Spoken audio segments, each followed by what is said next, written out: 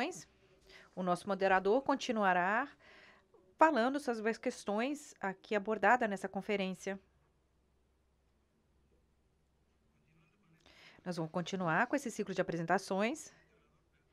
O nosso próximo palestrante pertence a um dos países da América Latina, um dos que está mais adiantado com essa questão de cibersegurança.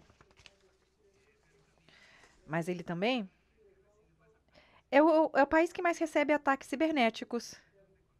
É muito interessante ouvir como o Brasil está enfrentando esse problema. Por isso eu passo a palavra ao meu coronel, João Carneiro.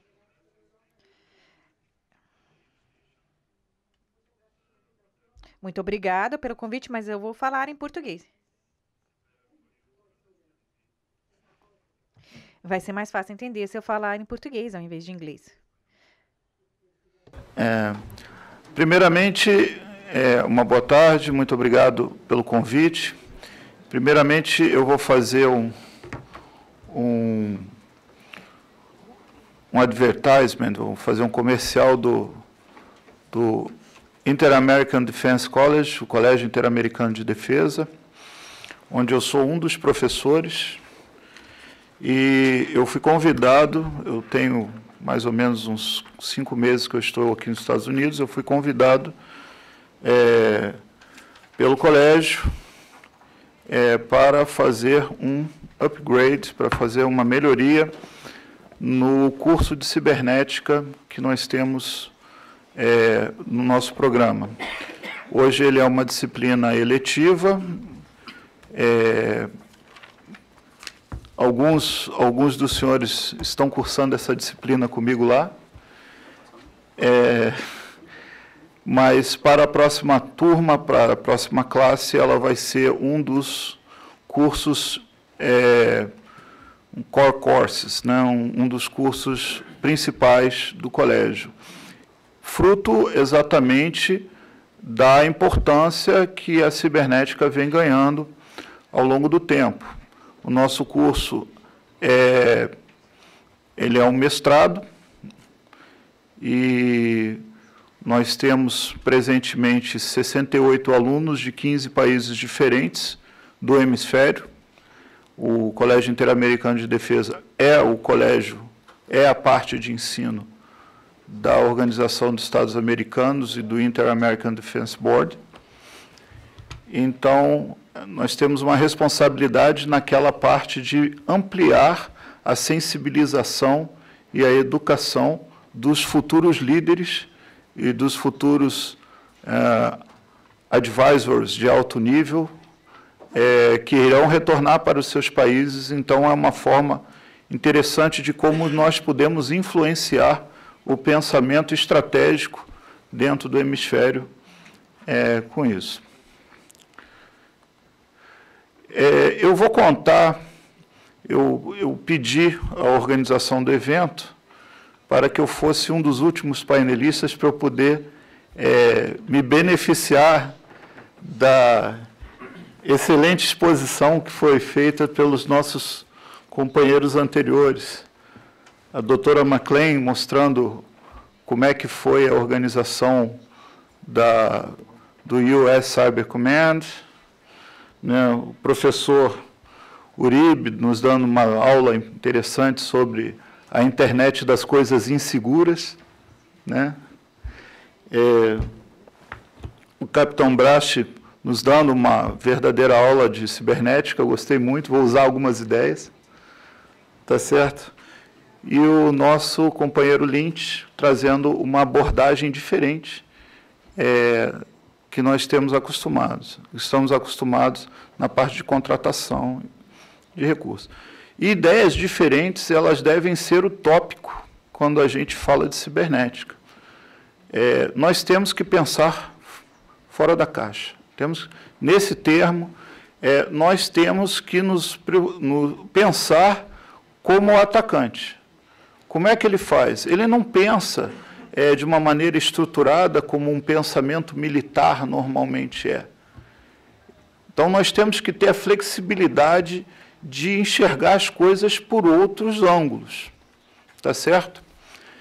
Então, isso daí foi uma coisa que eu vivi no Brasil eu mexo com eletrônica e com informática desde que eu era um garoto, antes de entrar nas Forças Armadas, há 33 anos atrás. E as coisas só vêm mudando de nome. Então, quando eu comecei a estudar, era processamento de dados, depois virou IT, Information Technology, depois virou Information Security, agora é cibernética. Mas as coisas, os conceitos não mudaram tanto assim, né? Mas o que é realmente importante? É para a gente saber, entender que o mundo cibernético, ele é controlado, ele é governado pelo ser humano. Então, ele é só uma maneira diferente de você aplicar conceitos que estão aí há muito tempo. Existem breakthroughs, existem ideias inovadoras, mas, se você parar para pensar, determinadas coisas, Sun Tzu falava 2.500 anos atrás. Então, são coisas que a gente tem que adaptar conceitos à maneira nova de fazer as coisas. Se a gente encarar dessa forma, a gente pode entender mais rapidamente o processo das coisas que acontecem. Bom, mas contando essa história, eu vou contar uma história de como é que aconteceu o setor cibernético nas Forças Armadas Brasileiras e vou encaixar isso com os grandes eventos que ocorreram, porque uma coisa aconteceu junto com a outra. Então, tudo começou em 2008, com a Estratégia Nacional de Defesa brasileira, e ela dividiu 3 setores estratégicos. O setor espacial, que foi naturalmente para a Força Aérea, o setor nuclear, que foi para a Marinha do Brasil, por conta do desenvolvimento de um submarino de propulsão nuclear, que é um objetivo nacional que é perseguido há décadas no Brasil, e a parte de cibernética não foi para o Exército, não por exclusão, mas porque o Exército ele é a maior das 3 forças, e ele, em decorrência disso, ele tem uma rede de distribuição, uma rede de transmissão de dados muito maior do que as outras forças.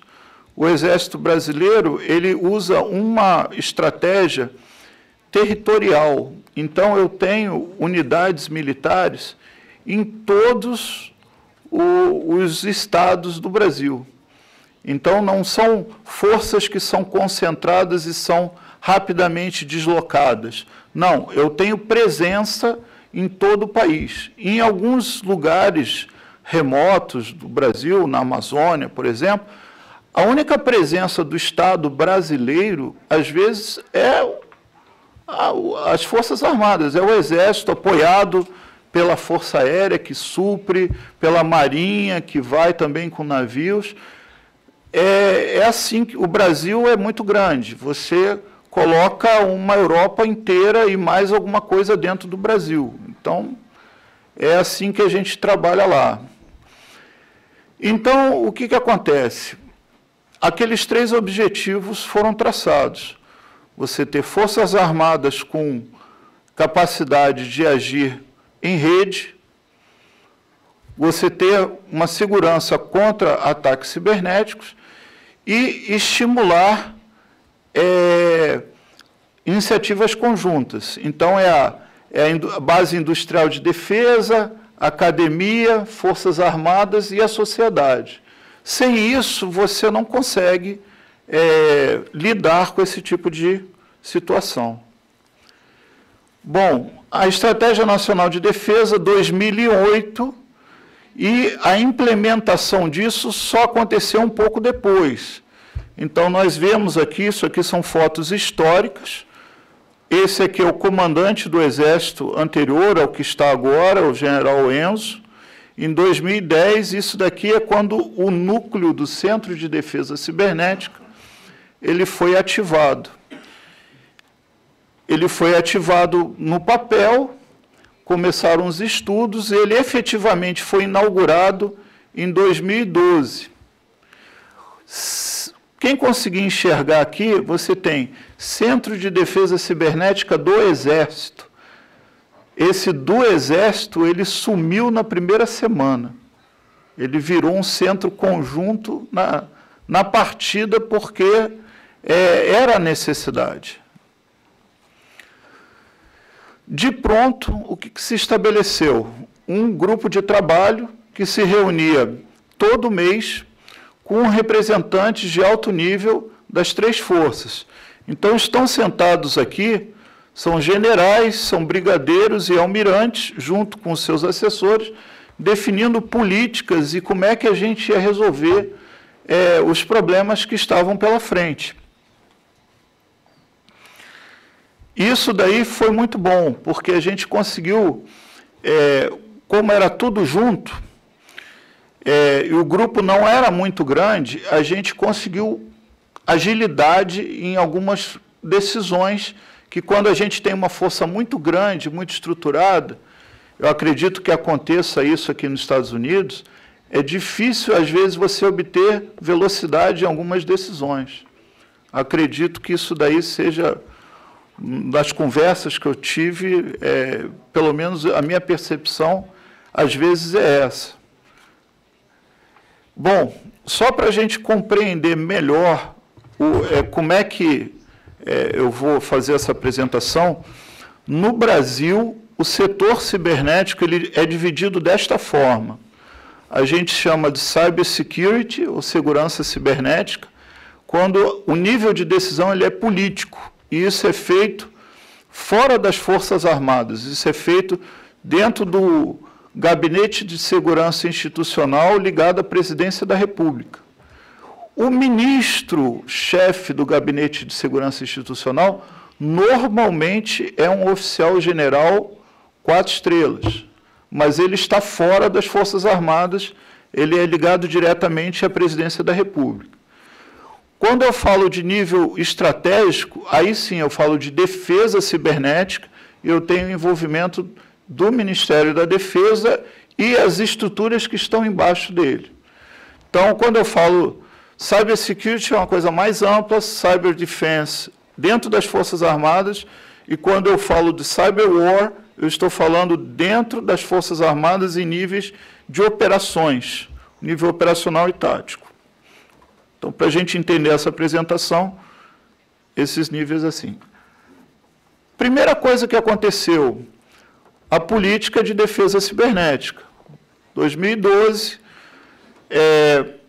ele ressaltava esses aspectos, ações colaborativas na sociedade brasileira, cyber defense dentro das Forças Armadas, né, estão voltadas para atingir as necessidades da defesa nacional e segurança da informação e comunicações é a base da defesa cibernética. Não há, né, depende diretamente de ações individuais. Não há defesa cibernética sem esse tipo de ação. Eu quero ver aqui, olha só, 2012. Em 2012, nós já tínhamos um grande evento que tinha acontecido no Brasil, que era Rio+20, Rio Plus 20, que é uma conferência de ambiente, meio ambiente, que era o follow-up da conferência de 1992, da ECO 92. E nessa conferência a gente já teve que atuar.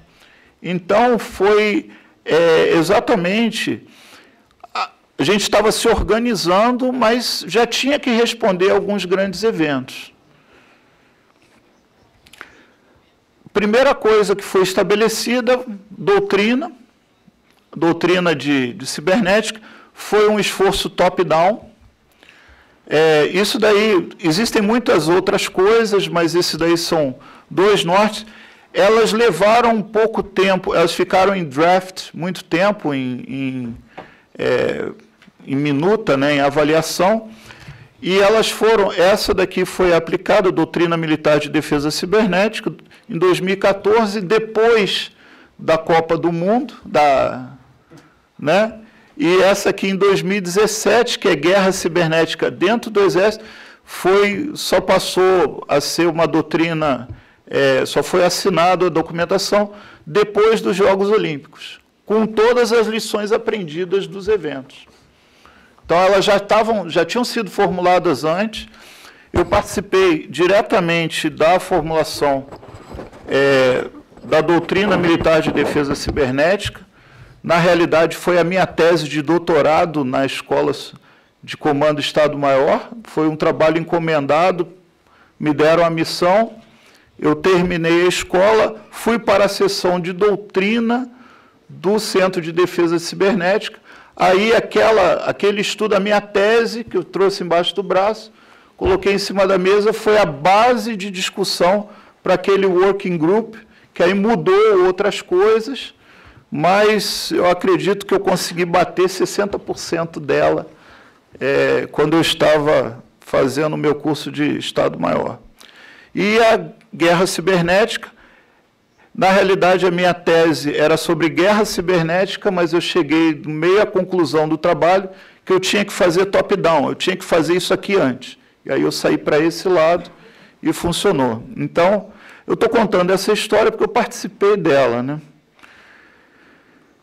Bom, o Comando de Defesa Cibernética, então, ele foi criado em 2015 e foi ativado em 2016. Na realidade, no início, o Centro de Defesa Cibernética ele se encarregava de tudo. E era uma missão muito pesada. Então, ele virou uma organização mais operacional, então as divisões de operações e inteligência ficaram dentro do centro, e o Comando de Defesa Cibernética, ele virou o grande planejador, o coordenador das ações. Aí nós tínhamos o Centro de Defesa Cibernética, ele ficou sendo um comando de um general 2 estrelas, Major General, um general, a gente chama general de brigada, um general 2-star general, e o Comando de Defesa Cibernética ficou sendo um general de 3 estrelas, 3-star general. Poderia ser até 4, mas por questões políticas, de injunção política, criação de cargo, foi mantido 3 estrelas. E o Comando de Defesa Cibernética, ele se estruturou com um oficial-general de cada força. Nós temos aqui um oficial-general da Marinha que foi participante dessa estrutura. Nós tínhamos um general do Exército que ficava com o Centro de Defesa Cibernética, tinha uma outra área de ensino, uma outra área mais ligada à pesquisa, tinha um brigadeiro e um almirante, um oficial-general de cada força, e aí configurava bem uma unidade conjunta. Um era o chefe do centro, do Comando Operacional Conjunto. Bom, para eu explicar como é que são os projetos que levaram a isso, eu não vou entrar em grandes detalhes, eu vou mostrar como é que o Exército Brasileiro faz o planejamento de projetos dele. São 3 bases, uma série de... Isso daqui é o portfólio de projetos estratégicos do Exército. Então, você tem alguns projetos que fazem defesa da sociedade, alguns projetos de geração de força e alguns projetos que cuidam do homem, né, da dimensão humana. A defesa cibernética é um dos projetos estratégicos do Exército, está aqui dentro. Então, é assim que o Exército Brasileiro trata. Tem esses portfólios de projetos que geram capacidades militares, que geram benefícios para a sociedade. É assim que a gente encara lá. O projeto estratégico de defesa cibernética, que é o que nos interessa, que a gente está abordando aqui, como é que foi conduzido esse projeto? O comando, inicialmente o Centro de Defesa Cibernética, posteriormente o Comando de Defesa Cibernética, ele não tinha a quantidade de gente, de pessoal, para fazer tudo isso sozinho. E já tinha muita gente Dentro das Forças Armadas e dentro do Exército, esse daqui foi um projeto estratégico inicialmente do Exército, e depois o Ministério da Defesa criou outros projetos também, para ser conjunto. Então, cada projeto, o Comando de Defesa Cibernética, ele tinha o dinheiro na mão, o budget, e ele dava o dinheiro e coordenava a execução de cada projeto por uma unidade específica. Cada unidade dessas, à exceção dessa última aqui, que era feita dentro do próprio Comando de Defesa Cibernética, cada unidade dessas é comandada, não são unidades novas, são unidades que já existem e são comandadas por oficiais generais também, que são os gestores dos projetos. Então, inteligência cibernética ficou com o Centro de Inteligência do Exército, proteção cibernética ou escudo cibernético ficou com o Centro Integrado de Telemática do Exército, que é a DAISA do Exército, né? Quem controla as redes. Força Cibernética ficou com o Centro de Comunicações e Guerra Eletrônica. O Centro de Comunicações e Guerra Eletrônica ele tem 5 unidades dentro, tem 2 escolas, que é a Escola de Comunicações, Signal School, tem o Electronic Warfare Center, o Centro de Guerra Eletrônica. Você tem um batalhão de guerra eletrônica, que dentro tem uma companhia de defesa cibernética. E você tem uma companhia de comando e controle, que é uma companhia de comunicações de nível força, de teatro de operações, de alto nível. E uma base administrativa com tudo. A própria conformação do Centro de Defesa Cibernética ficou com o próprio centro. Pesquisa cibernética ficou com o Instituto Militar de Engenharia, é uma das mais antigas escolas de engenharia do Brasil, junto com o Instituto Tecnológico da Aeronáutica, são as 2 melhores escolas de engenharia que o Brasil tem, nível bastante alto. Suporte tecnológico ficou com o Centro de Desenvolvimento de Sistemas, e a gestão de recursos e de talentos ficou dentro do próprio Comando de Defesa Cibernética. Então, foi a maneira, por isso que é chamado de setor cibernético, porque você tem muitas unidades que trabalham matricialmente. Isso é uma coisa diferente das Forças Armadas, que a gente está acostumado, que são estruturas hierárquicas. Normalmente, essas unidades, às vezes, elas não têm ligações hierárquicas entre si, mas elas trabalham dentro do projeto de maneira matricial. Foi a forma mais inteligente que a gente achou de como é que a gente resolvia o problema com o orçamento disponível que a gente tinha. E a gente chegou a algumas conclusões. Conversando com outros países e outras soluções que foram dadas, às vezes a gente via que a gente conseguiu fazer bastante com muito menos recurso, com muito menos dinheiro empregado. Esse daqui são outros programas que são feitos, Programa de Defesa Cibernética na Defesa Nacional, são programas conjuntos, que aí vem uma Escola Nacional de Defesa Cibernética, que ela tem que crescer.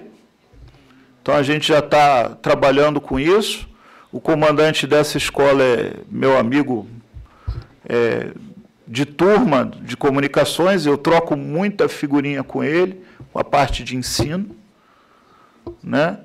Tem o Observatório de Defesa Cibernética, isso aqui é muito importante, a certificação de produtos de defesa cibernética, se o produto tem alguma backdoor, ou aquele fabricante ele é confiável, ou esse tipo de produto eu posso adquirir para utilizar em defesa cibernética, ele é um produto sensível, não é? A certificação a gente mantém em parcerias com laboratórios ou com universidades, e esses produtos são de vendors, né? São produtos de quem vai lá, ele é avaliado, ele recebe um selo de certificação, a partir daí ele pode ser adquirido, ele pode ser usado, e tem muitos fabricantes que buscam isso, porque é uma forma de diferenciar no mercado. Né? O programa de desenvolvimento conjunto e o próprio Comando de Defesa Cibernética. Então, eu falei aqui, muito rapidamente, né, muito superficialmente também, de como é que foi organizado o Centro de Defesa Cibernética, depois o Comando de Defesa Cibernética, e como é que isso daí foi feito, os projetos que são feitos. Agora eu vou contar para vocês a história que aconteceu em paralelo com isso. Seria muito bom estar com tudo pronto antes do primeiro grande evento. Então, na realidade, o Brasil, ele hospedou, foi host de uma série de eventos grandes, de nível mundial, com presença de muitos chefes de Estado, com grande visibilidade na mídia. E esses eventos, eles precisavam ser protegidos, não só pela parte cibernética. A cibernética era um dos componentes da proteção desses grandes eventos. Entraram outras coisas, a parte de proteção das autoridades, a parte de contra-terrorismo, de defesa química, biológica, radiológica e nuclear, defesa epidemiológica, outras coisas entraram. Cibernética trabalhou dentro desse tipo de operação, era um dos componentes, e era um componente particularmente sensível. Na Rio+20, Rio+20, foi um pesadelo, nightmare, verdadeiro nightmare. O nível de maturidade era muito baixo, a gente estava... O centro não tinha sido sequer inaugurado, e a organização do evento, ela impôs determinadas condições que foram muito difíceis. Então, era um evento ecológico, paperless, nada poderia ser impresso. Todas as redes, os sistemas tinham que ser acessíveis a todos, sem senha. Aí, quando nós fomos olhar os sistemas de marcação de agenda dos eventos, organização da segurança, foi uma noite muito difícil. Né? Então, a gente teve que chamar o pessoal de TI e, não, vamos ter que mudar a arquitetura de rede, vamos ter que fazer um hardening nessa rede aqui, com o que a gente tem, do jeito que dá, porque desse jeito vai ser um desastre. Bom, sobrevivemos. Em 2013, uma competição esportiva, a Copa das Confederações, Confederations Cup, FIFA Confederations Cup.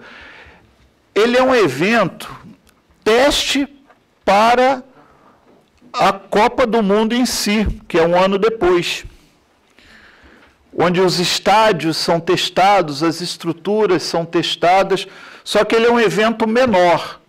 Se eu não me engano, foram 5 ou 6 sedes, cidades diferentes, e na Copa do Mundo foram 12 sedes, foi bem mais difícil.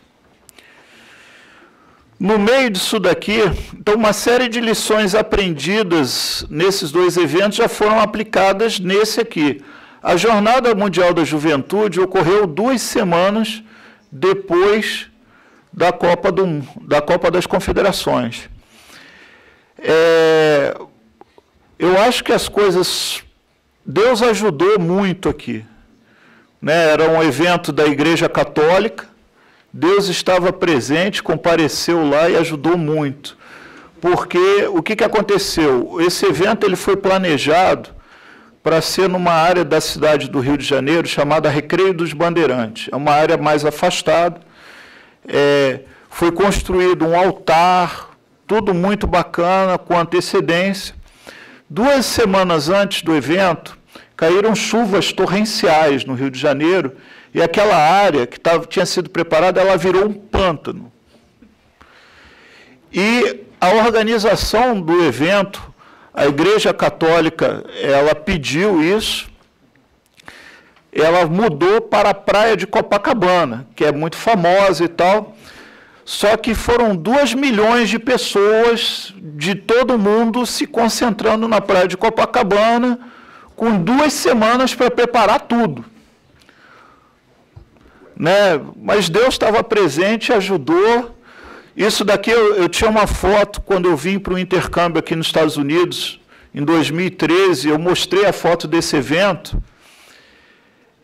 O pessoal de San Antônio, ele olhou assim, isso podia gerar um desastre. Você olhava assim, a praia de Copacabana parecia um formigueiro de gente. Qualquer coisa parecida com a maratona de Boston, que aconteceu aqui, uma bomba feita com uma panela de pressão e prego, já ia causar um estrago, ia ser desastroso. Não aconteceu. Tá bom. 2014, nesse momento aqui, em 2013 também, você teve um momento de instabilidade política no Brasil. Grandes manifestações de rua. Você tem cenas do Congresso Nacional em Brasília, com gente sentada em cima do telhado do Congresso. Foi muito hacktivismo.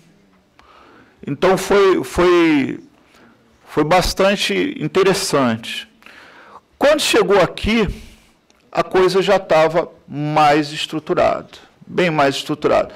Os processos bem estabelecidos, você já tinha, já conhecia as pessoas, a organização, e para a Olimpíada, apesar de ser um evento de maior magnitude, muitos esportes, muita gente de fora, atletas, ele se concentrou no Rio de Janeiro e mais 5 cidades que eram sedes do futebol. Aí a gente já tinha uma expertise bastante grande. Eu vou mostrar mais detalhes à frente. O Comando de Defesa Cibernética, ele foi ativado, ele só conseguiu atuar aqui. Então o CDCiber atuou em todos e o Comando de Defesa Cibernética coordenou as ações na Olimpíada. Bom, qual era o cenário? Esse daí. Crime, espionagem, terrorismo, hacktivismo, né, com essas possibilidades. Interromper, negar, degradar, corromper ou destruir os itens, né, empregados pelo Ministério da Defesa, defacement ou instabilidade nos sites dos Jogos Olímpicos, ataques contra infraestrutura crítica, exploração cibernética, né? Então, esse daí era o cenário. A missão foi essa, a missão da cibernética, cooperar com o Ministério da Defesa, porque era um esforço conjunto para manter a segurança dos Jogos Olímpicos e Paralímpicos do Rio 2016. Né? Os Jogos Paralímpicos acontecem normalmente em seguida dos Jogos Olímpicos, né? E o desafio era esse, coordenar e integrar dentro do ambiente interagências as atividades de segurança cibernética e defesa cibernética contra ações hostis.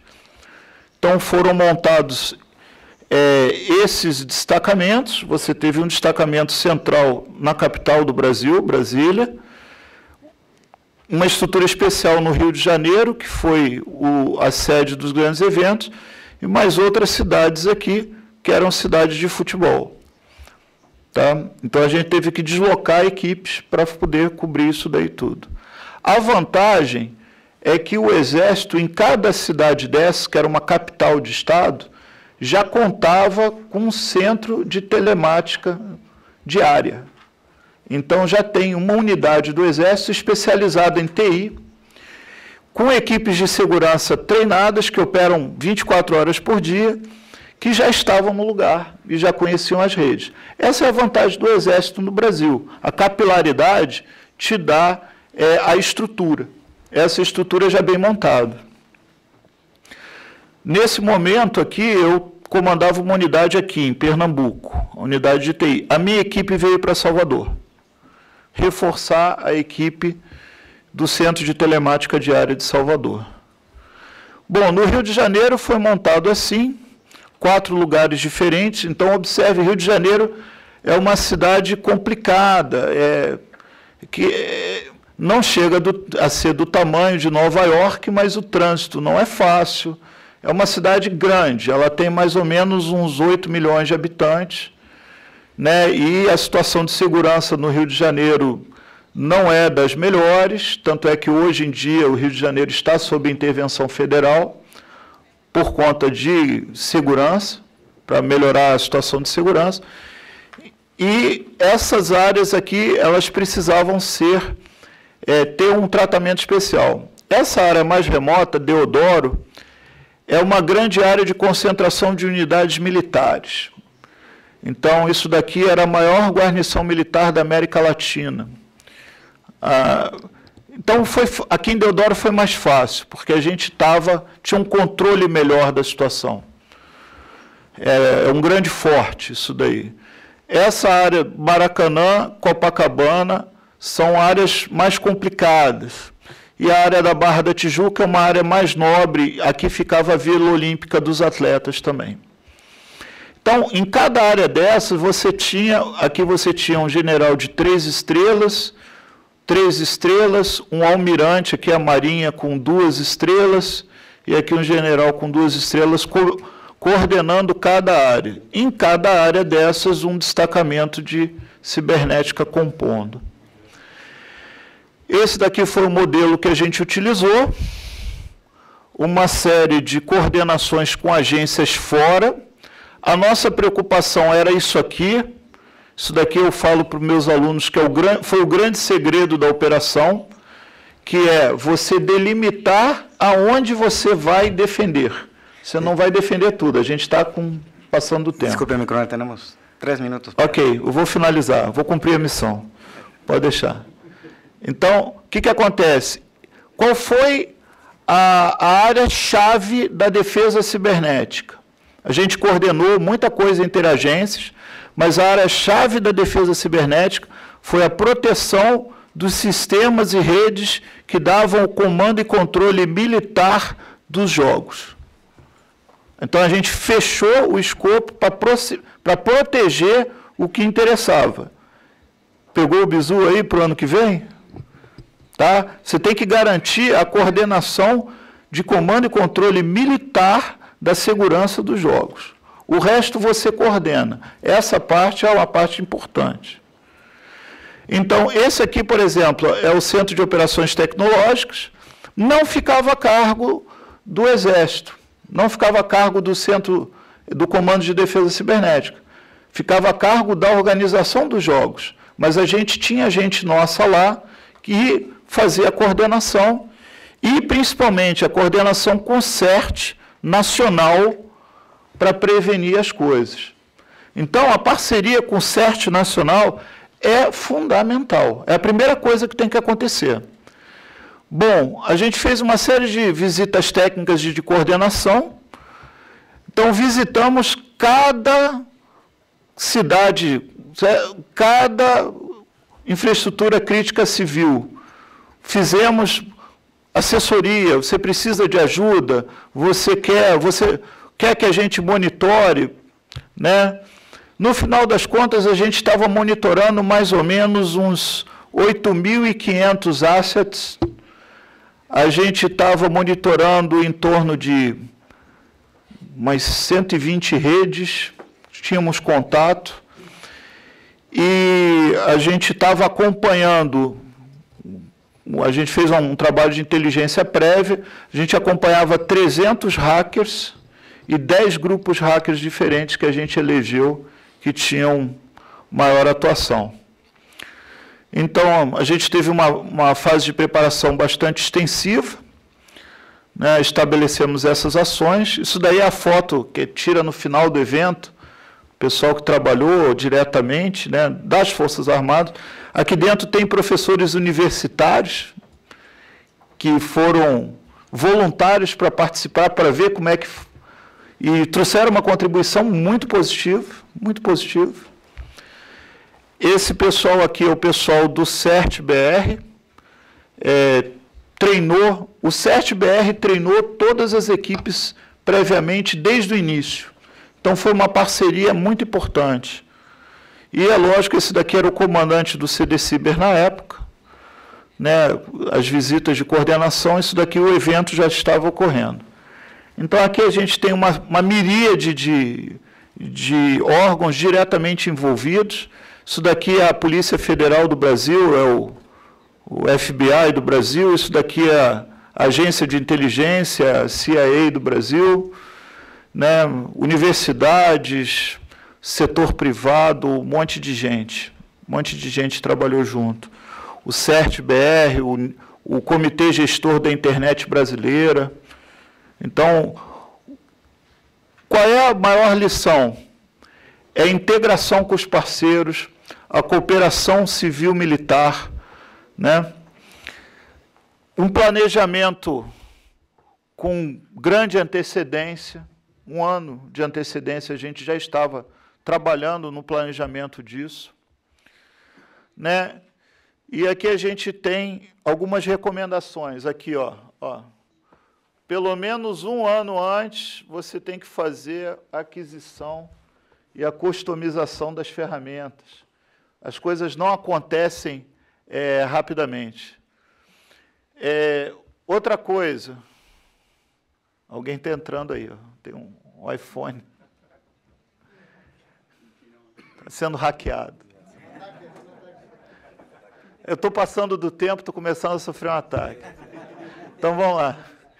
Isso aqui é outra coisa importante.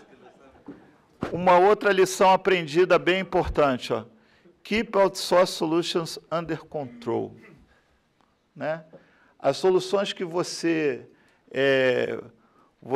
comprar, você tem que ver se elas trazem realmente o benefício que o vendedor daquela solução ele diz que faz.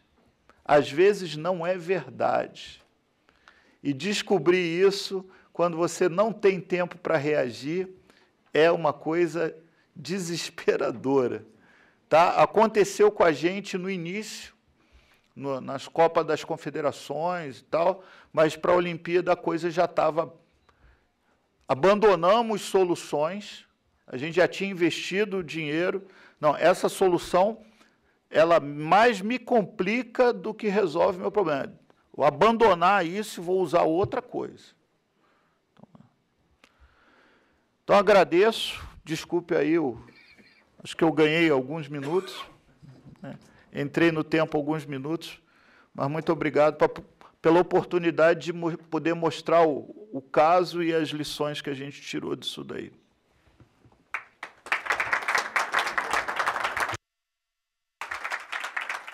Sem dúvida, muito interessante a sua palestra. Muito interessante. Coronel Carneiro, tudo que o senhor teve para dizer. Nós agora vamos começar com a questão, parte de perguntas e respostas. Teremos 20 minutos. Alguém tem uma pergunta?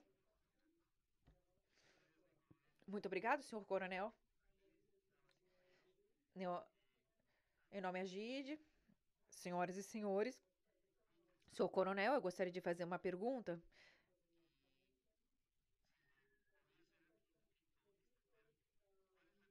Eu gostaria que o senhor explicasse melhor qual a missão que o senhor teve nessa missão cibernética. Por favor, pode explicar?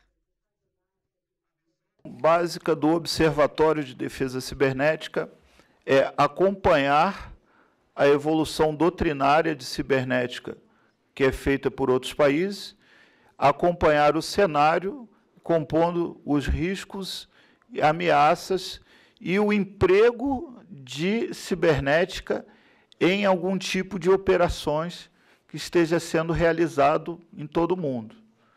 Então, por exemplo, Nós temos lições aprendidas interessantes para tirar do emprego de cibernética feito na Geórgia, na Ucrânia, em operações recentes.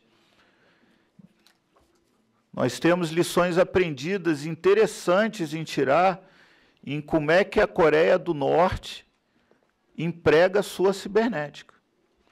Coisas que aparecem, é lógico que nós observamos isso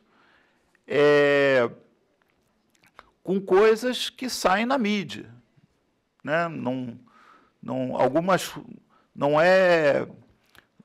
A gente não vai atrás de dado negado, não fazemos operações de inteligência para levantar esse tipo de coisa.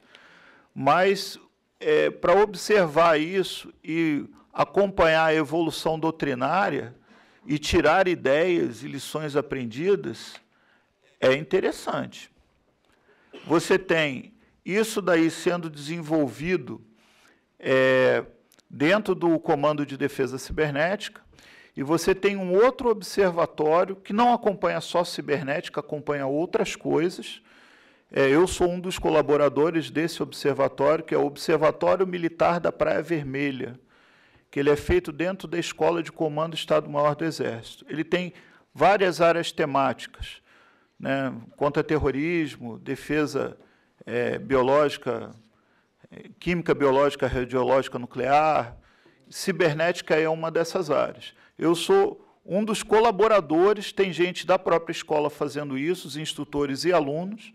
Eu sou um colaborador externo, eu era o coordenador acadêmico desse observatório quando eu estava na escola de comando. Primeiro eu fui aluno no ano passado, depois eu fiquei como instrutor lá, eu era o coordenador acadêmico. Mas agora eu virei colaborador externo, não estou lá, mas eu continuo junto. Respondido, general?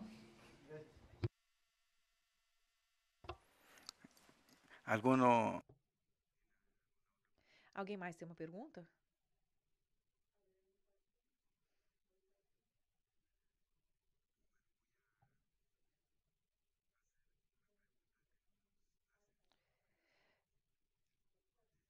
Eu vou fazer uma pergunta que chegou por internet. A pergunta também se estende para os panelistas de hoje de manhã, se eles quiserem ajudar a responder. A pergunta é feita do senhor Ricardo Maia. A pergunta é: quais tendências dentro do marco jurídico internacional que estão somando as medidas de prevenção, reação, dentro dos programas de cibersegurança? Como que está o cibercrime no âmbito internacional? Países com mais regulamentos, ou alguns às vezes nem têm regulamentos, e como trabalhar com isso? Senhor capitão, pode falar? Boa tarde.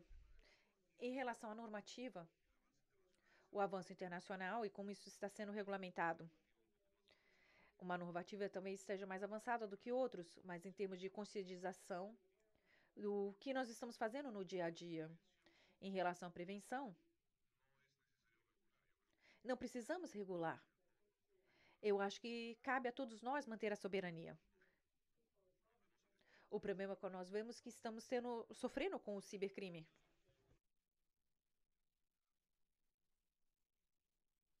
Uma das formas de atacar o ciberespaço é através do emprego de hosts em outros países, onde permitam ou que fica mais difícil a identificação deste ataque, de identificar de onde veio o ataque. Vamos usar o exemplo do Peru, porque de repente pode ser atacado por um criminoso. Um criminoso que está em outra parte do mundo. E nós precisamos de uma norma internacional que permita processar essa pessoa e julgá-lo como um criminoso. Por isso que existe a Convenção de Budapeste, que já existe, já está em vigência. Muitos já assinaram essa convenção para saber como a legalidade será feita através da Interpol. Porém, também existe uma deficiência de que muitos países não assinaram essa convenção. Então,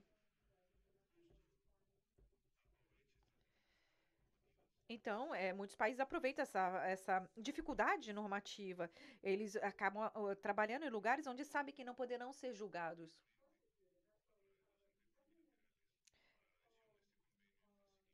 Ou seja, para mim, eu acho que trabalhar, facilitar com esse convênio, isso irá ajudar a lutar contra o cibercrime.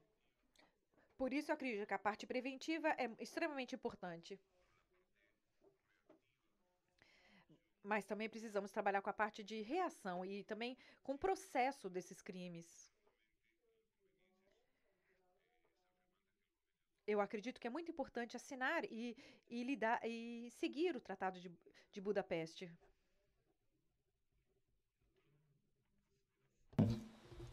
Sim, adelante.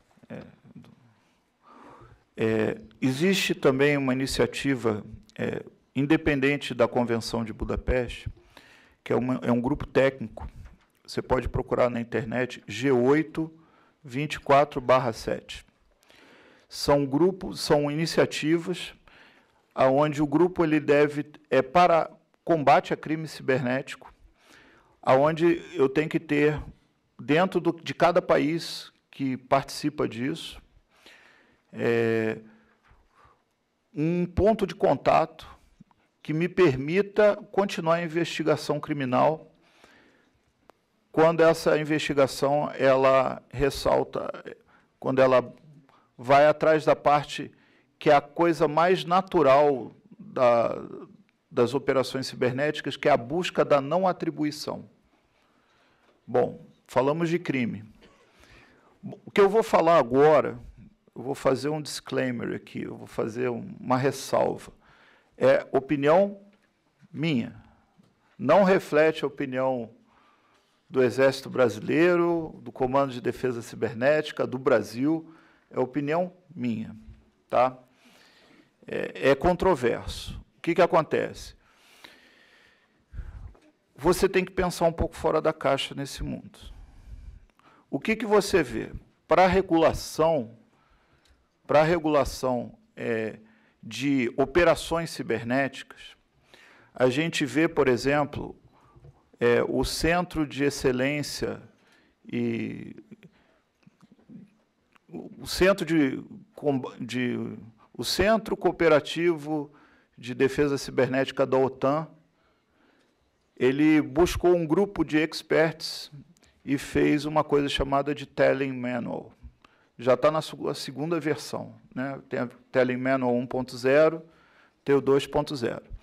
O próprio pessoal desse centro faz o seu disclaimer, fala assim, olha, isso daí é a opinião dos experts. E essa opinião, ela pega a lei dos conflitos armados, o direito dos conflitos armados, e transpõe com as suas adaptações para as operações cibernéticas. Tudo bem. Eu acho necessário? É necessário. Eu acho, agora você me pergunta, se você, precisando fazer uma operação, você iria seguir aqueles princípios? Aí a gente vai ver que operação que é. Vai se pesar isso daí. E haverá uma decisão que não será uma decisão militar, ela será uma decisão política. Tá certo? Uma autoridade de nível político. Por isso que as operações cibernéticas de resposta, operação de resposta é um nome bonito, porque é operação de ataque. As operações de ataque, as operações de exploração que buscam levantar inteligência, elas são feitas com decisões políticas, para aplicações bem específicas. E nesse tipo de operação, são operações que são sigilosas. Por quê? Porque se você declarar que você fez, ou admitir que você fez esse tipo de operação, você vai ter um problema grande e vai restringir a sua liberdade de ação. Então, é doutrina praticamente comum em todos os países que esse tipo de operação, primeiro, ela é sigilosa. Segundo, ela é sigilosa para proteger quem está fazendo e para proteger a liberdade de operação. Não é diferente quando você está fazendo uma investigação criminal. Pessoal, o politicamente correto, não sei o quê, não pode, a imprensa cai, malha, bate em cima. Mas é assim, quando você está fazendo, você é uma autoridade, está fazendo uma investigação criminal para pegar um criminoso, essa investigação é sigilosa também.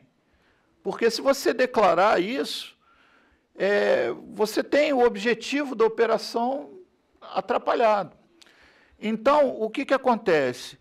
Virão os manuais, os telling manuals, 1, 2, 3, as convenções de proteção. Me diz hoje se algum país declara guerra, que nem você tem na Segunda Guerra Mundial, você tem aquela manchete do jornal, Brasil declarou guerra ao eixo. Você não tem mais isso. Por quê? Porque isso traz consigo, esse tipo de declaração formal, traz consigo uma série de medidas que estão previstas em tratados internacionais, que às vezes o país ele é aderente a esse tratado, que vai limitar a operação. Então, o que ele faz? Ele opera e não declara. Ele não declara a guerra. Então, isso é importante, esse fórum aqui, isso daqui eu já falei para os meus alunos lá no CID, que serão assessores de alto nível. Isso é importante ser colocado nesse fórum.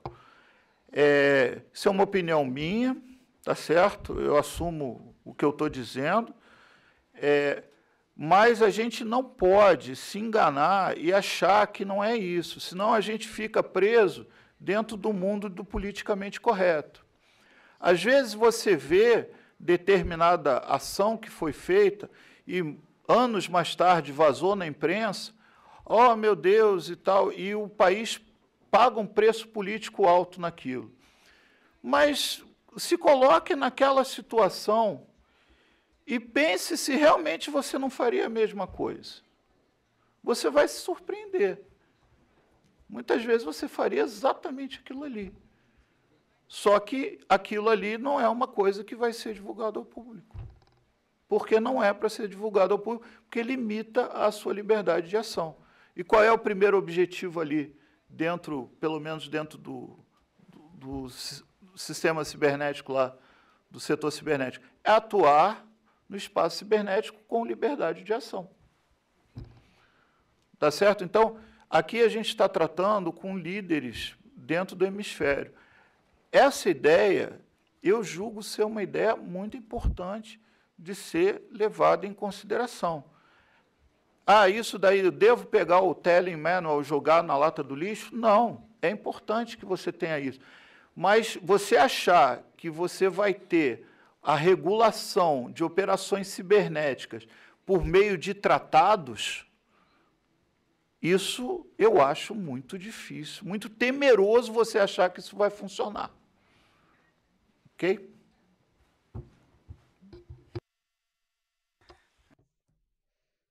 Muito obrigado. Muito interessante essa sessão de perguntas e respostas.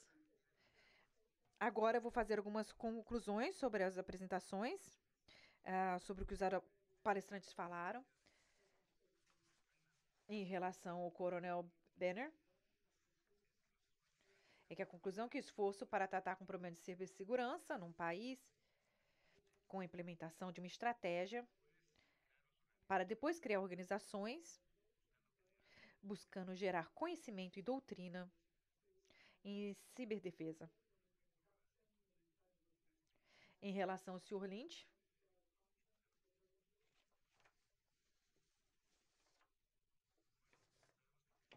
nós sabemos que o crescimento do mercado, em termos de cibersegurança, não pode ser negado.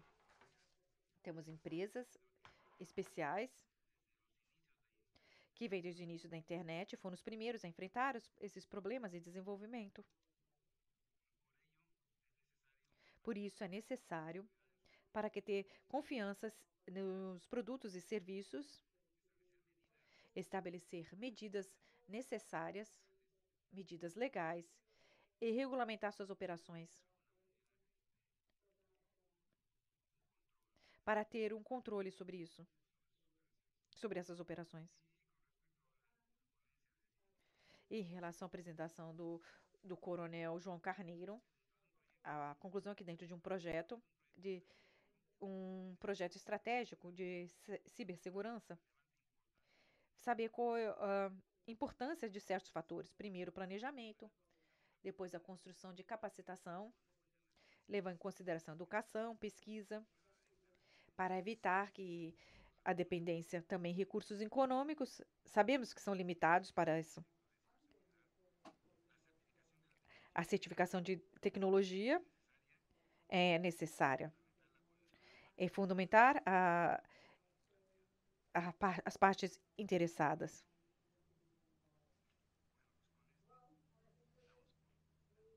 Com isso, nós concluímos este painel e eu passo a palavra ao nosso chefe de programa. Vamos continuar com agradecimentos, reconhecimento das pessoas que participaram, como moderadores, palestrantes, nessa conferência de ciberdefesa nas Américas. Com agora, nós solicitamos os moderadores, palestrantes, para assumir a posição, para receber seu agradecimento. Agora, convidamos a liderança da GIDE para a frente, para a mesa de honra, para começar o reconhecimento dos nossos convidados.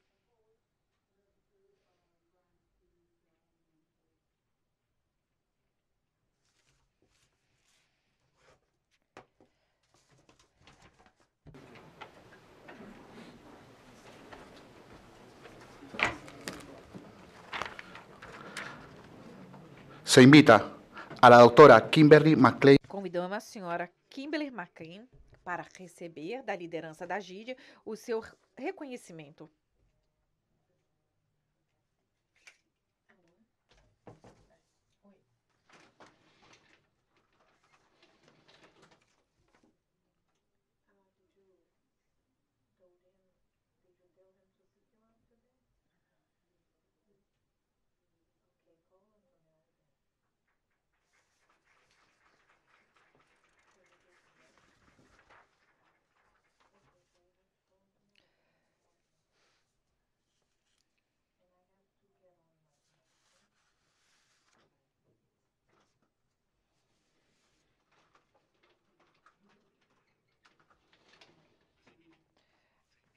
Convidamos o senhor Félix Uri para receber o seu reconhecimento.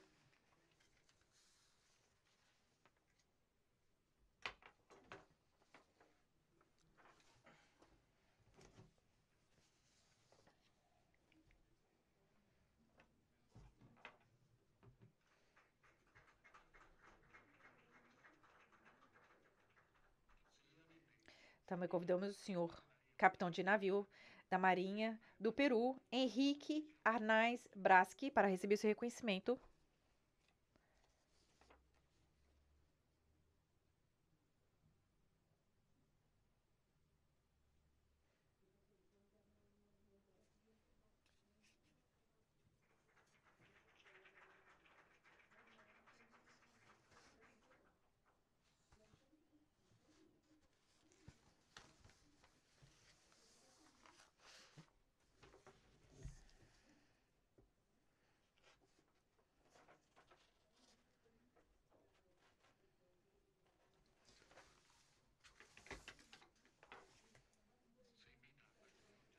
Convidamos o senhor Justin Lynch para receber o seu reconhecimento.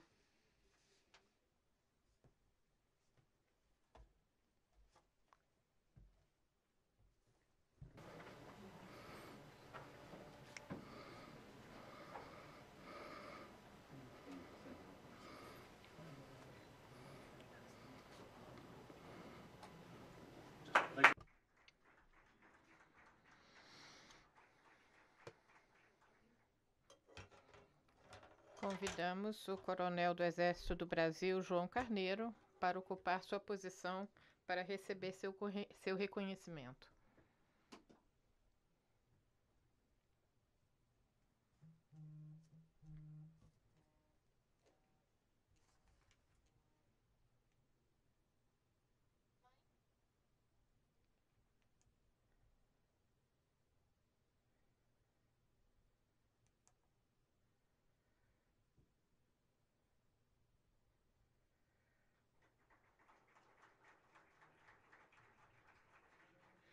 Por fim, convidamos ao Tenente-Coronel Juan Manuel Solis para ocupar sua posição para receber o seu reconhecimento.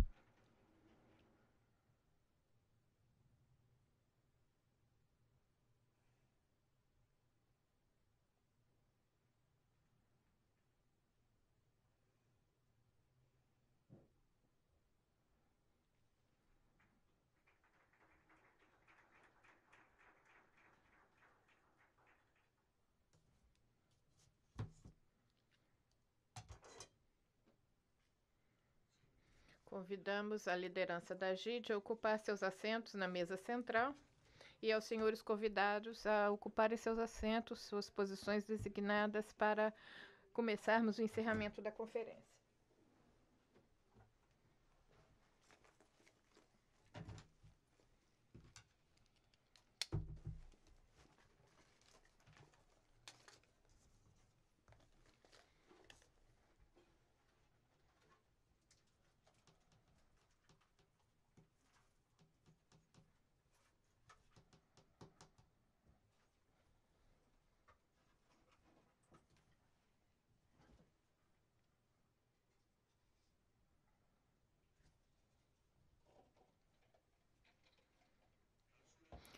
Encerramento da conferência. A Ciberdefesa das Américas, importância do ciberespaço como campo de batalha no século XXI, por parte do diretor-geral da Secretaria da Junta Interamericana de Defesa, General Stephen Lacroix.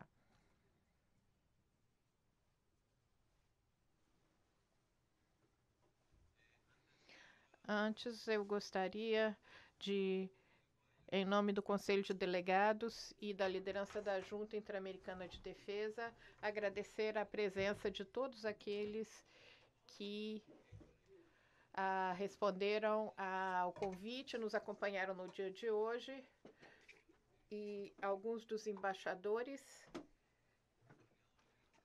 gostariam de ter vindo, mas não puderam por causa do evento que surgiu de última hora na OEA.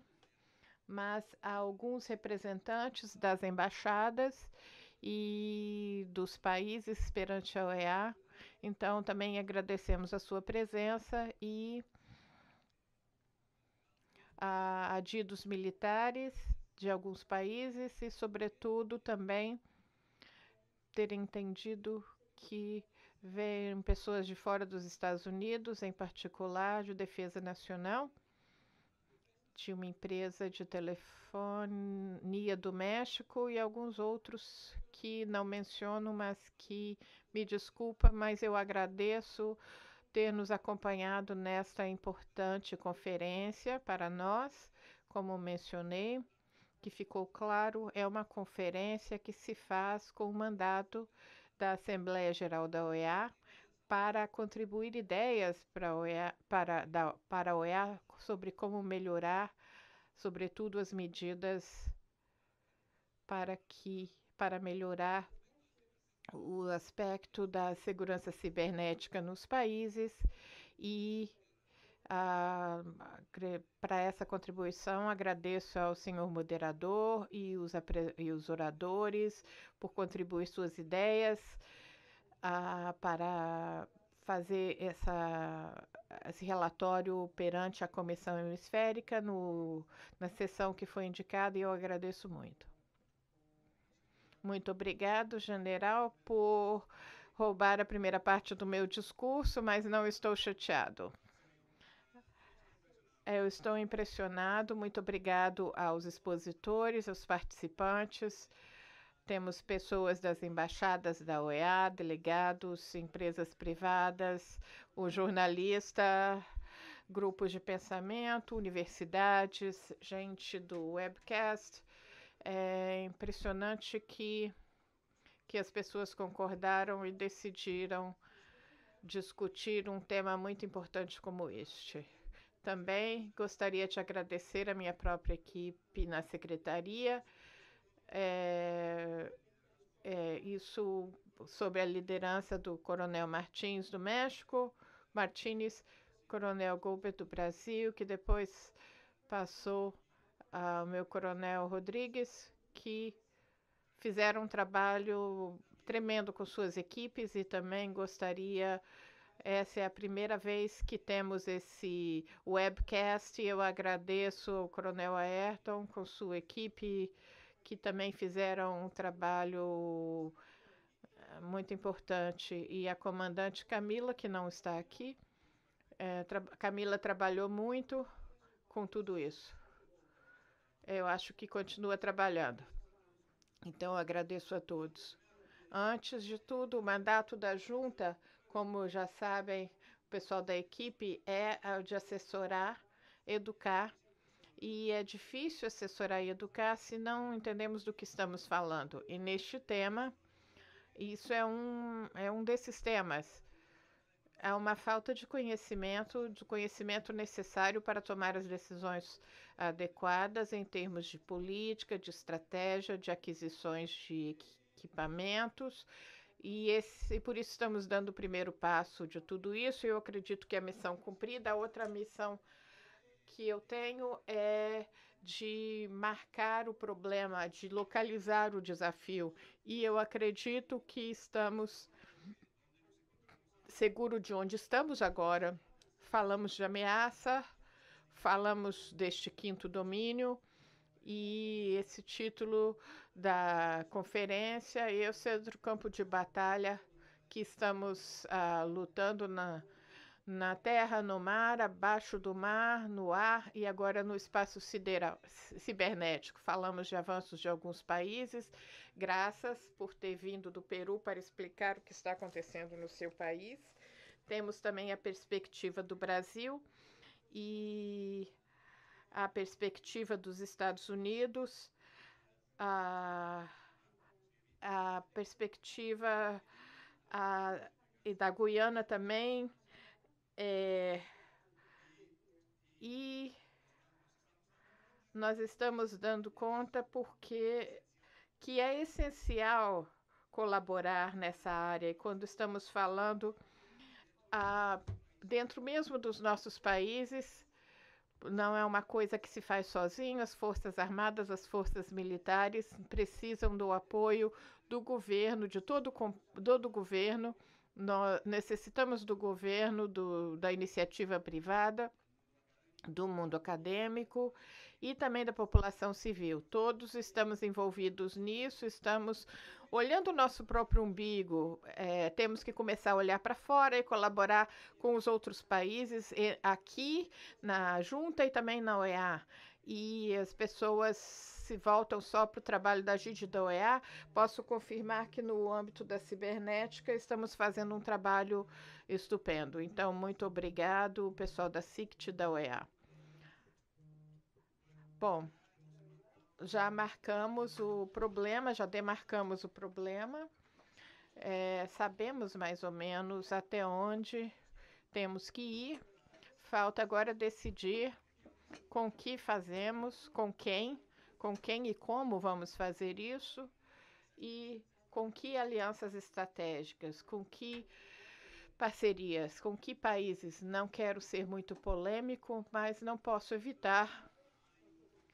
Há um competidor que está construindo outra muralha na América do Sul e no Caribe.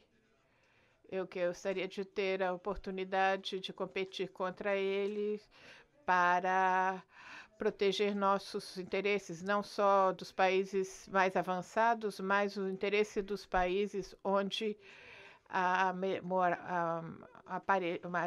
está sendo construída. Entendo que a outra concorrência sobre recursos principalmente financeiros, é uma discussão muito complexa, e em termos de investir ou não investir em programas sociais ou em outras coisas, mas é um desafio que temos aqui em termos de ordenamentos jurídicos, e o que posso dizer é isso, e também programas de aquisição, de compras. Vou falar dos países que eu conheço mais, Canadá, Estados Unidos. Nós batemos a cara na parede desenvolvendo esse tema e podem aprender com as nossas lições para não cometer os mesmos erros. E para os países mais avançados neste tema, também acredito que seria muito oportuno investir em outros países com menos recursos para evitar problemas no futuro. O que mais que eu gostaria de dizer? Eu acho que isso é tudo. Esse é o primeiro passo. Estão todos convidados à conferência de cibernética que vamos fazer através da Fundação da Junta Interamericana e também com o apoio da Colômbia em maio de 2019, em que vamos continuar a conversa com esse mesmo tema e para buscar uma solução para estes desafios.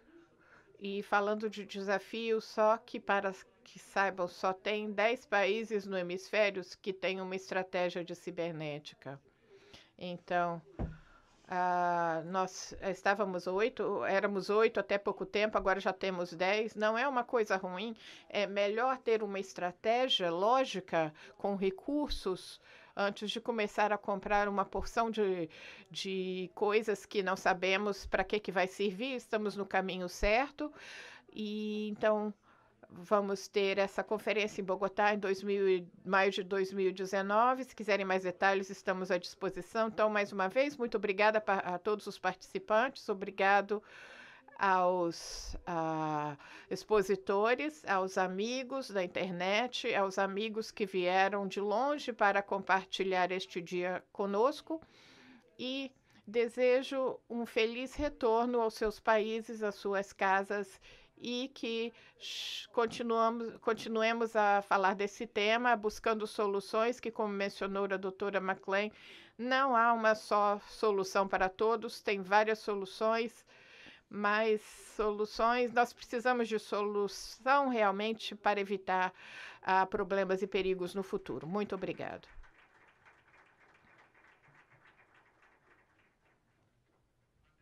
Antes de terminar, permita-me comunicar que as apresentações feitas no dia de hoje estarão na página da internet da Junta e aqueles que não receberam seu certificado podem fazê-lo na saída. Por fim, a Junta Interamericana de Defesa agradece aos convidados por sua participação.